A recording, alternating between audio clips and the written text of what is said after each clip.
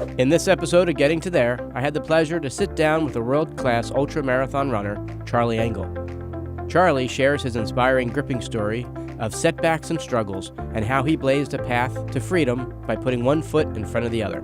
A catharsis for Charlie is speaking to a diverse array of audiences, from CEOs to U.S. Armed Forces. His story is real and relatable to almost anyone. So take a listen and hear about how Charlie Engle got to there. Thank you for joining us today, Charlie. I have a bunch of questions, just things I want to know about you, things I think you might want people to know about you. But the first question is, your book, Running Man, was a very deep and open and honest conversation. So two subset questions. What made you write a book, and what made you want to be so honest about the struggles in your life?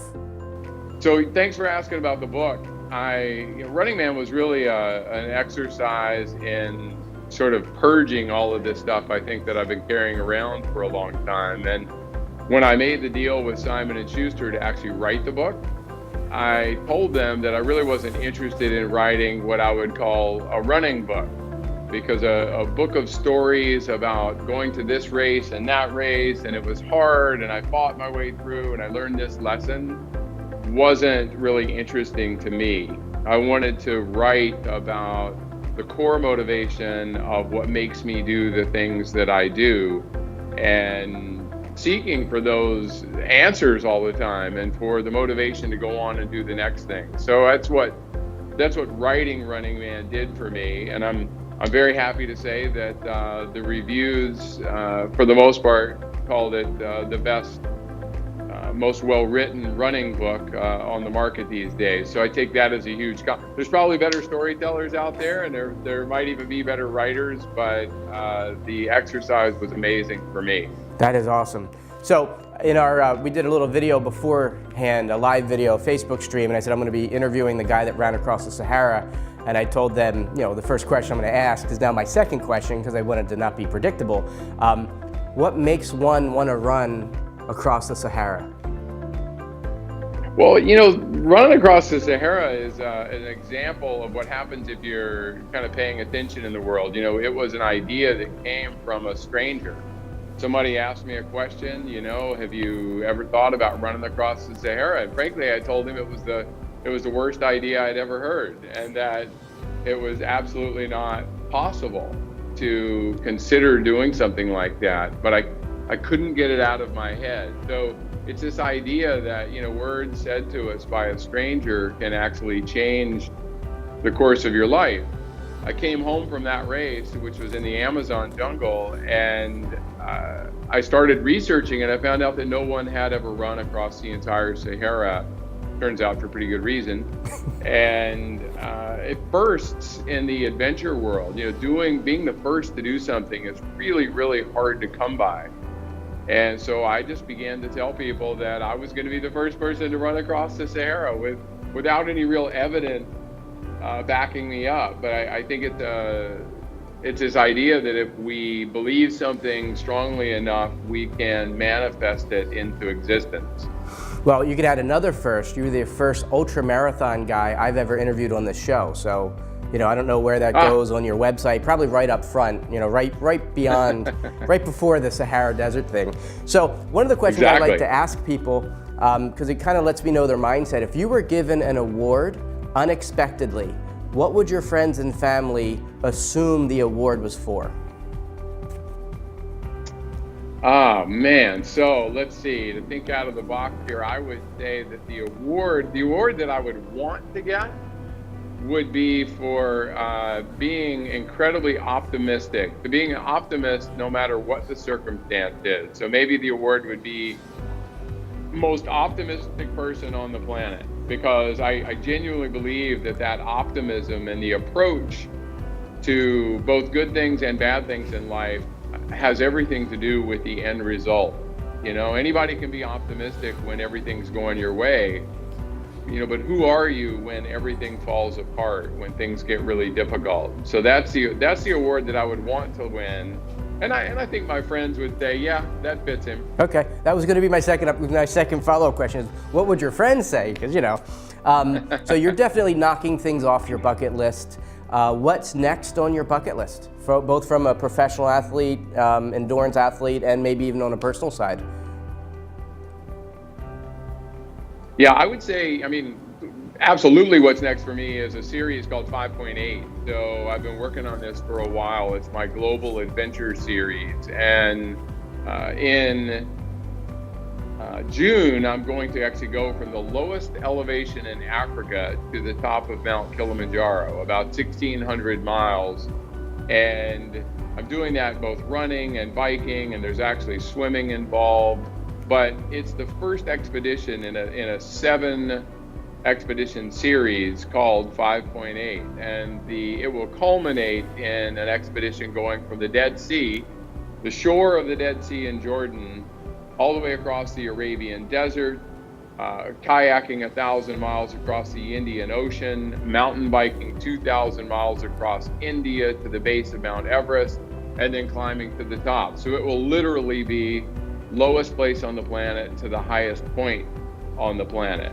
And I call it 5.8 because while it's about 4,500 miles from point to point, it's actually only 5.8 vertical miles from the lowest place to the highest point. And we all, you and me and everybody on this planet, lives within this tiny little sliver of space that covers the Earth. So that's my next big undertaking. That's awesome. Well, I love the organic interviews that we're doing because questions pop up that I didn't write down. You know, I read your book, and so I have some, some questions about your life that I already know to ask you. But as we're talking, I'm thinking in the back of my head, does your insurance cover you? Like, do they think you're super preferred, or because of the crazy things you do, no matter how healthy you are, you're going places that you shouldn't go, so they don't like it? Like, how do you get your life insurance? And I'm not trying to sell you life insurance. I'm just really curious because there's two ways to look at this. You're super healthy, but you're going crazy places, dude. Yeah, well, it's funny. I actually have a really great life insurance policy, and I'm about the most public person there is about the things that I do. So. Right. I always say that if someone doesn't want to sell me insurance, then they shouldn't. But I think historically what you see with me is that I take a lot of care in planning things out. If you just took some of the things that I do on the surface and said, okay, is that safe or is it not safe? Without doing further research, you might decide that it's not necessarily a safe thing. But I am a stickler for details on these expeditions, and hey, bad luck can happen anytime, but it won't. If something ever happens to me on one of these expeditions, it won't be because I haven't taken good care to make sure I'm put myself in the best possible position. As I like to say, if you get in your car every day and drive somewhere, you're far more at risk of some knucklehead texting and running into the back of you, than you are actually doing a trek or climbing a mountain even. The odds are much greater of the injury in your car than on any of these expeditions. So sure, I look at it that way. Fair enough. So I think your answer might be driving to the mall, but what is the most dangerous thing you've ever done? Oh, man. No, I've done some dangerous things. So,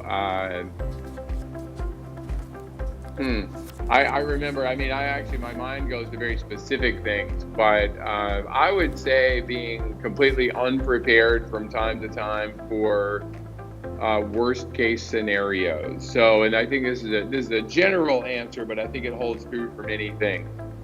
Especially when I was younger and doing a lot of adventures, I was prone to go out the door for a 10-hour hike or adventure or run or whatever it is.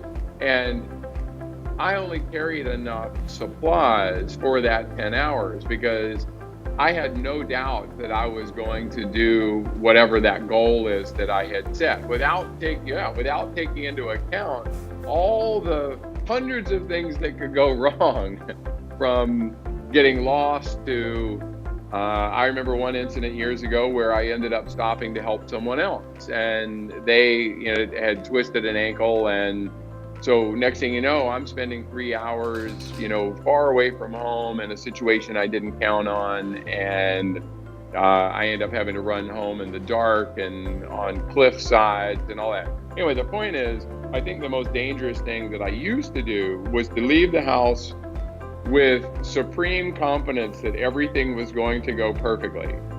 And so today I make sure that we're all a little more connected probably than we even want to be, thanks to our smartphones. But I make sure that someone knows where I'm going, and that that I have an escape plan. If you weren't doing what you were doing, what do you think your job would be? Like, what would you, if certain things had, historically gone a different way, and you didn't decide to be the kind of sport you're doing now, would you have a desk job? Like, what would you be doing? I know for sure I would be actually just running a nonprofit, or basically what I'd be is exactly what my mother was for her whole life, and that was some form of social worker. That was never her job.